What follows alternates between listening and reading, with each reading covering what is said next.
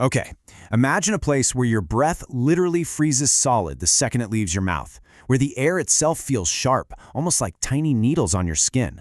Welcome to The Explainer.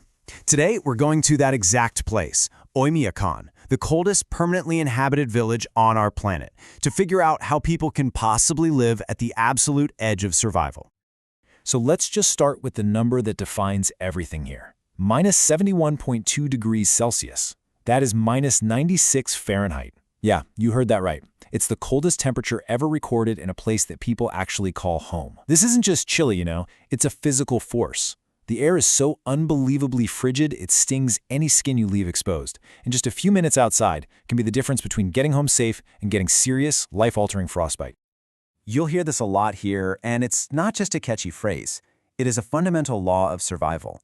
If an animal gets trapped, it doesn't die from its injury. No, it dies from the cold that rushes in the very second it stops moving. In a place like Oymyakon, standing still is basically a death sentence. So really, how is life even possible for the 800 or so people in this remote Siberian village? I mean, the air is so cold that when you breathe out, your breath crystallizes into tiny ice particles, and it makes this faint rustling sound that the locals call the whisper of the stars. Stepping outside isn't just cold, it honestly feels like you've just stepped onto another planet.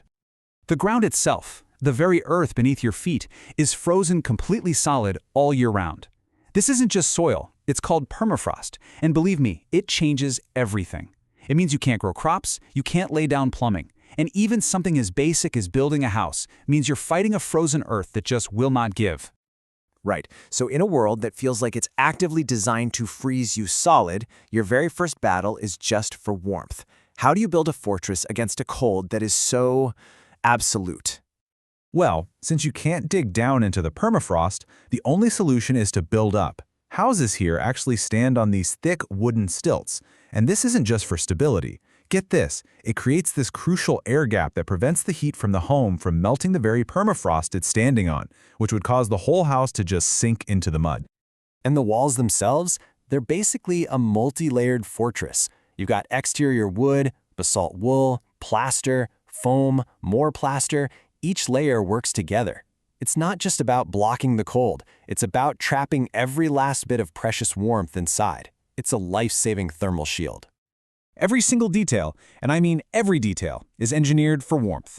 The windows are triple glazed, the attics are packed tight with sawdust and soil, and at the very heart of it all is a central coal-powered heating plant that has to run non-stop 24/7. It's the village's lifeline. If that thing fails, the homes and the people inside them start to freeze. Simple as that. But here's the really clever part. You don't survive here just by fighting the cold. You have to learn how to use it. The entrance rooms in every single home are intentionally left unheated. This does two things. It creates a thermal airlock, but more importantly, it turns the entire room into a giant natural deep freezer. It's perfect for storing blocks of frozen milk and meat.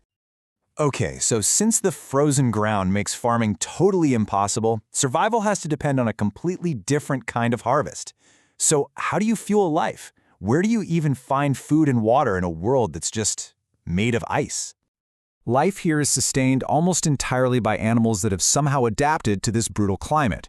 The diet is super rich in fat and protein. We're talking hunted game, fish that they pull from beneath the ice, and a couple of truly remarkable domesticated animals. The Yakutian horse is just a marvel of evolution. It's short, it's stout, and it's covered in this unbelievably thick coat that lets it survive minus 70-degree temperatures, outdoors all winter long. For the locals, it's an absolutely vital source of nutrient-rich meat. So you might be wondering, what about essential vitamins if you can't grow fruits or vegetables? Well, the answer is found in the meat itself, but only when it's eaten raw and frozen.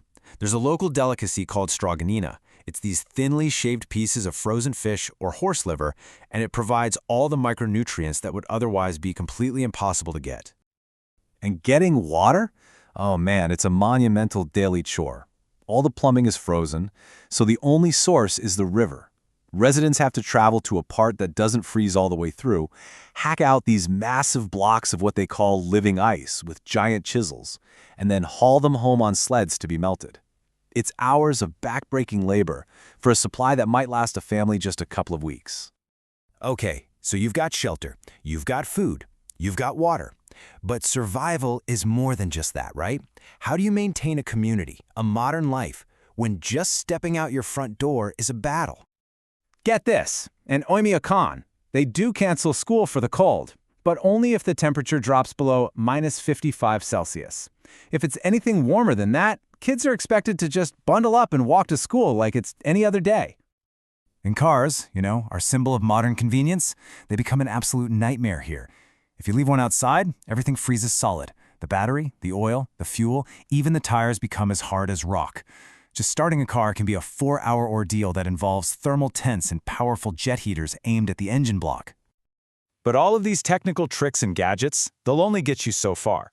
The true key to survival in Oymyakon isn't really about the tools you use. It's about your entire philosophy. It's a fundamental shift in your mindset. Rooted in ancient shamanic beliefs, the Yakut people, they don't see the cold as an enemy to be conquered. To them, nature is this powerful spirit that you have to respect. A hunter will make an offering not to dominate an animal, but to ask for its blessing, basically acknowledging that humans are just one part of the system, not the masters of it. And this right here, reveals the core difference in how they see the world. In Oymyakon, survival isn't about conquering nature. It's about finding your place inside of it. They don't fight the cold. They learn its rules, and they endure. This isn't just a story about survival. It's a masterclass in how to coexist with an extreme environment. This way of life, built on adaptation and harmony instead of domination, it really does raise a powerful question for all of us, especially in our rapidly changing world. Thanks for watching The Explainer.